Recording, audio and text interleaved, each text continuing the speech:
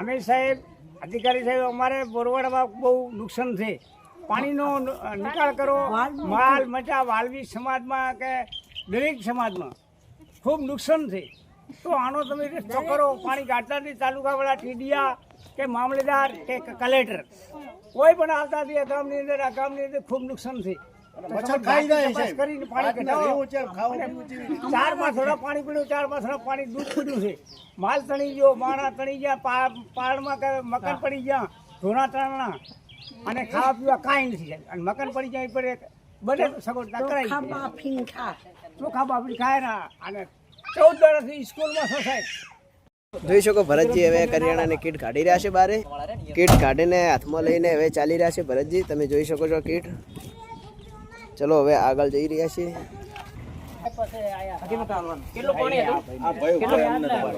પાણી કેટલે હતું? પાણી કેવા ટાઈમે આવ્યું હતું? રાતનું? અત્યારે આ વિડીયો ભરે ફોટા બોટા પાડેલ. રાતના 1 વાગે પાણી આવ્યું. આ બધું મૂકીને આવેલા. અમે મૂકીને આવેલા. અમારે રવિવારની રાતે 1 વાગે પાણી આવ્યું. બરોબર 1 વાગે આવ્યું એટલે અમે પછી દાડે ગાડી લઈને નીકળી. આટલા પાણી આવ્યું ખબર છે.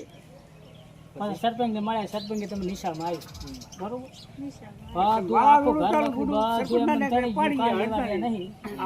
નિશાળમાં 5 થી 6 દિવસ રહ્યા. જીવણજી અને પછી આ અમારા જોણા ઘર 8-9 વર્ષથી પડ્યા છે. 14 હમું કરીને અહીં હવે અત્યારે પડ્યા. કયું ગામ? મોરવાડા તાલુકો શું જિલ્લો બનાસકાંઠા. તકલીફ બહુ પડે. ખૂબ તકલીફ પડે ને. સરકાર કોઈ હજી પૂછતી જ નહીં. અમે 10 દાડા તો પાણી કઢાવા હતું દોડ્યા હતા. કોઈ હજી ઉધું કોઈ આવ્યું. સરકારી તંત્ર નહીં આવ્યું. કોઈ તંત્રની ટીમ વાળા આવ્યા હતા. ઓલો ફાયરની લઈને ફાયરથી એવડું પાણી નીકળે. એક દાડો આચીને રાત ભાગી ગયા. તો તમે સરકાર જોડે શું અપીલ રાખો એમ? સરકાર જો અપીલ છે અમારે હજી હાલે પાણી પડ્યું સાહેબ. આટલા ઘર વખતે બધું એમને વચ્ચે આખું તળી ગયું. તમને કોઈ આવી સહાયતા કરવા માટે સહાયતા 1-2 વેલી કીટ મળી છે. બીજું કશું હજુ એટલે સરકારી તંત્ર જોડેથી મળી કોઈ પ્રાઇવેટ સંસ્થાઓ વાળા? સરકારી તંત્રથી હોય ગામથી 1 વેલી કીટ આવી. બસ એક જ. તંત્રી સાહેબને કાલે વિડીયો પાડીને 15 આવ્યા હતા સાહેબ. આટલા પાણીમાં પડી ગયા. તાલુકા વાળા સરપંચ અમારો હભળતા નહીં. બરોબર તમે પોતે બધા આખા ગામના જઈને કે તાલુકા અંબે હો. બરોબર હવે એવડું બધું માલ બાલ લઈને અમારે અહીંયા ક્યાં જવું બધું? ગરીબોનું અત્યારે કોઈ સાંભળતું નહીં. ગરીબોનું કોઈ કરવા તૈયાર નહીં. અને અમે બરોબર અમારી સમાજ નાની છે ને, નાની સમાજનું કોઈ સાંભળવા વાળા જ નથી. બધા 50 ઘર અત્યારે હાલમાં પાણી છે સાહેબ. તમે જુઓ ચોકડીથી કેટલા કિલોમીટર થી? કિલોમીટર કાંઈ નહીં. આ રહ્યું અહીં 4-5 ક્ષેત્ર ગામ નથી આપણું પોતાનું ગામ મોરવાડા. પોતાના ઘર પાણી છે. અમારે એવું હતું 1 થી 1.5 કિલોમીટર ઉપર પાણી પડ્યું. જે ભાઈ ઠાકોર સેના છે એને મેં બતાવ્યું કે ભાઈને આવી તકલીફ છે એટલે અમે વખણ આવ્યા. તમને મદદ કરવા માટે એમને કીધું તમારી જેવી પરિસ્થિતિ હોય, તમારી તકલીફ તમે મૂકો તો હું આ વિડીયો આગળ મૂક્યો તો અધિકારી બધી મારી પરિસ્થિતિ મેં જીતી ને તો અમારી પરિસ્થિતિ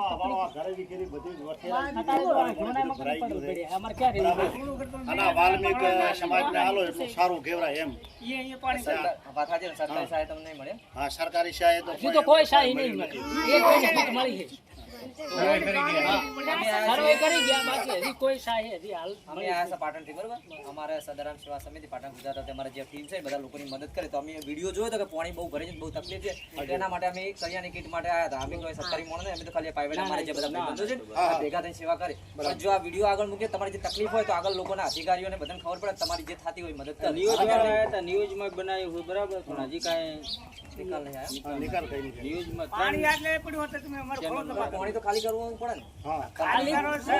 કોઈ હવે વાવ ભાઈ સરપંચ એમ કે વાવ તાલુકામાં કોઈ મોટું મશીન જ નથી. 17-15 આપણે લાવ્યું હતું મશીન. અમારે ઠાકોર સરપંચ હતા અહીંયા લાવ્યું હતું. બોલો અને પાણી ખરાબ ના રહે એવી રીતના નિકાલ કરી લેશે.